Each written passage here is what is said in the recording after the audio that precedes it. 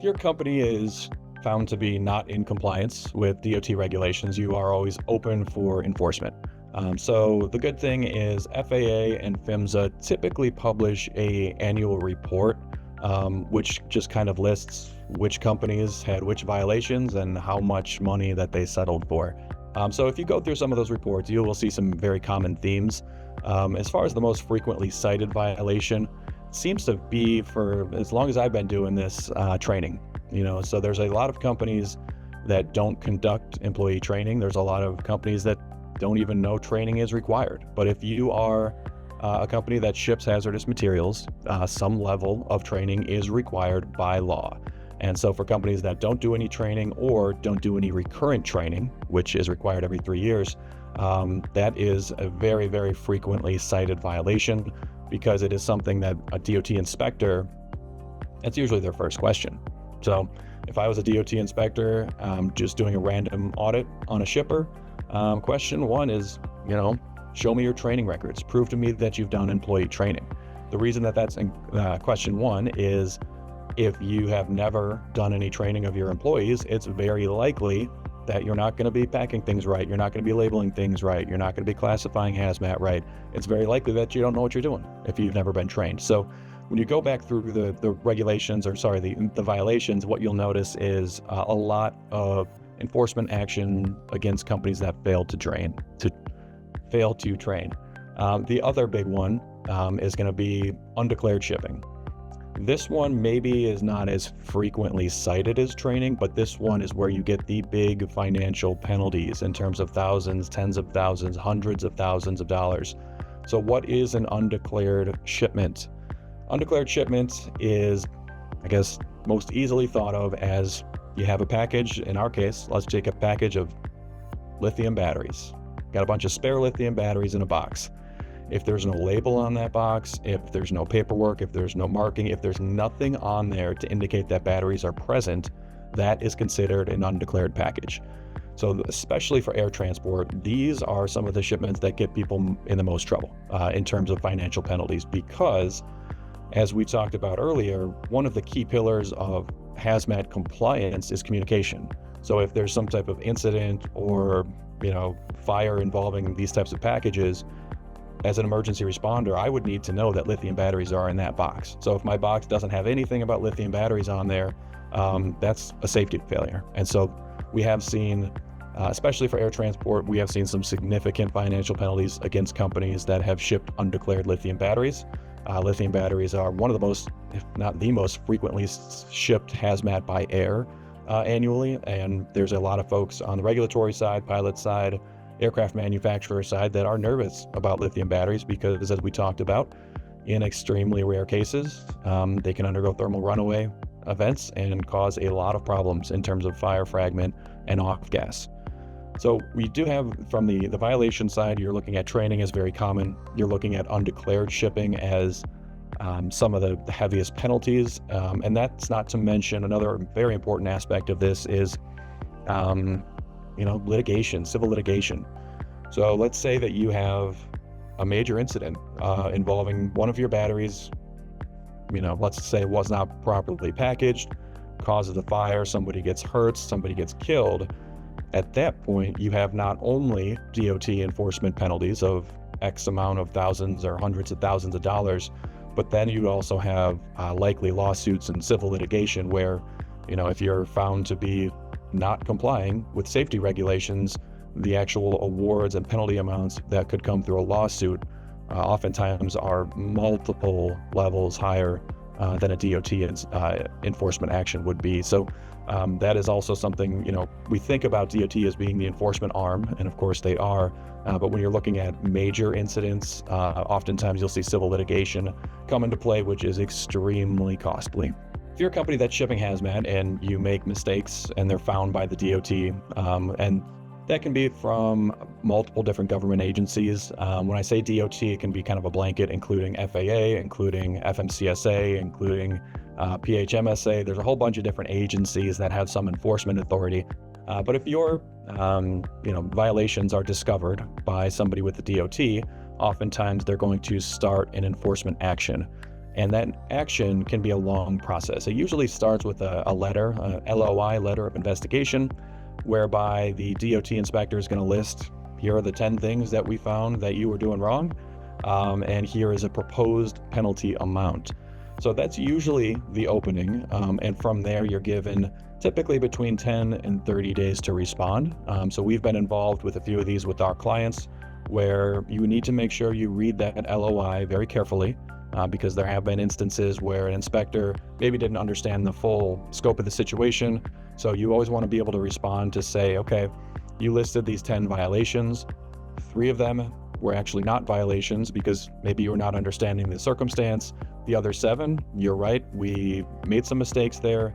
And instead of just paying a proposed penalty, oftentimes what you do is you kind of work with the agency and say, we understand that we really messed up on these 7 things, and here's how we're going to correct it in the future. And those corrective actions can be very wide-ranging. Oftentimes, DOT likes to see additional training. So if you make mistakes on labeling, you acknowledge it and say, we're going to have additional employee training for everybody in the facility. We've seen other folks kind of move toward software, automated controls to prevent those types of human errors. So there's various ways to do it, but step 1, after you get that letter of investigation, is to respond to each specific violation with either an explanation of why it's actually not violating the regulation, or to respond to say, yes, that was an error. Here's how we're going to correct it to prevent it from happening in the future. So that would be kind of the response logic for a company that's been cited. So you've already got the letter of investigation. They've already found the incident somewhere in transport, and now they're kind of coming after you for enforcement. Question also is around being proactive. So, there are other things to think about in terms of incidents. So one of the ways that you might know DOT is kind of on your radar is through an incident report. So if you go to the PHMSA website, that's phmsa.dot.gov, I think, they have something called an incident report search tool. So what is a reportable incident? As you can probably imagine, it's going to be high volume spills, accidents, anything involving hazardous materials. For batteries specifically, any battery that is found to be going through a thermal runaway, so a fire, a fragment, flame, the carrier in possession of that package is mandated to report it to the Pipeline Hazmat Safety Administration, the DOT. So that's one way that companies get reported. The other way is if you have undeclared packages, which we talked about previously as, for example, a bunch of batteries in a box and there's no label, there's no paperwork, there's nothing to indicate that lithium batteries are there.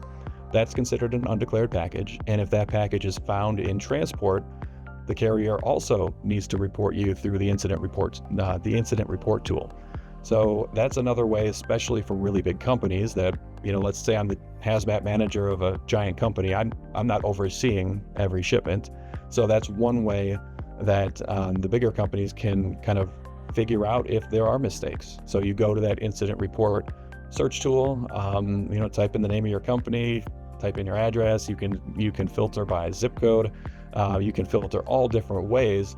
And I have seen some of my clients that their packages actually appeared on an incident report before DOT. They noticed it on the report tool before the DOT ever got involved. So that was a way for them to prepare, because if you see, your packages being stopped in transport, being reported to the DOT for violation, it's relatively high likelihood that somebody with the DOT enforcement side is going to follow up on that. So if you're finding these types of violations through the report tool, obviously you would almost want to treat it as if DOT is already on the case and start making corrective actions as soon as possible. The last thing I'd say on enforcement is that, at least from my discussions, I can't speak for everybody, obviously, but from my discussions with DOT enforcement personnel, you can get some pretty big headline numbers in terms of financial penalties. The FAA reports those, DOT reports those. But in my conversations with DOT enforcement folks, oftentimes they are not out to collect money. That's not their top priority, is to extract as much financial penalty as they can. Their priority is safety. So From my experience, if you as a company are found to be in violation of whatever regulation, as long as you can show DOT that you care, that you're going to try to make it better, oftentimes the proposed penalty amounts are significantly reduced when the actual case is finally settled.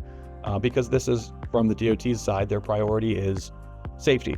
Their priority is you fixing whatever you're doing wrong, not to say, okay, well, we're going to get $5,000 instead of $3,500. So it's not so much money that they're focused on, it's about fixing the problem. Of course, with that said, there are companies out there that don't, like I say, they don't care, but it's not as high a priority. And so those types of companies, for larger violations, for things that are injuring people, making transport less safe, you will see some financial penalty amounts getting pretty high just to send that message. But like I said earlier, from the DOT side of it, oftentimes, if you are engaged in some of these enforcement actions because there were violations, I recommend being extremely transparent about what you did wrong, what you did right, and you signal as hard as you can that you are about to move some pretty big resources to fix future problems. If you do that, in my experience, oftentimes the DOT enforcement teams are happy to see that.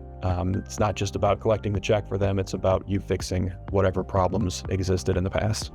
So what we've been talking about here is DOT enforcement. So these are government regulators, government enforcement teams that might come on site, do inspections, notice errors, and issue financial penalties against the company. That's sort of the official enforcement process. There's an unofficial enforcement process that you should probably be aware of as well, and that is the carriers. So the carriers, and when I say carriers, I mean, FedEx, UPS, DHL, whoever you're giving the boxes to carry. The carriers have their own kind of policing functions, if you want to call it that. And so if you are, tendering packages over to a carrier and you're doing everything incorrectly, it's actually a violation for the carrier to accept those packages. So in addition to DOT enforcement, what we unfortunately encounter occasionally here is significant carriers just cut you off. So the carrier's not going to fine you anything, but if your carrier is not willing to take your packages to the customer or to the other business, that's a penalty all of its own. If you can't move things out of your building, I think in most cases, that's going to be financially harder than, DOT giving you a $7,500 fine. So there's another enforcement mechanism is the carriers themselves. If they find that you are shipping things incorrectly, they can and absolutely will just cut you off. Say, we're not making stops at your facility any longer. Packages you've been giving us are incorrect. That's getting us in trouble. That's actually, jeopardizing transport safety. And so that's another major consequence of non-compliance is having the carriers not accept your packages. You got to go back and kind of shop around to other carriers. And eventually, if you're doing things wrong for long enough, the carriers are going to know, and they're not going to stop at your facility anymore, which is, as I said earlier, oftentimes more of a hardship than just a DOT fine.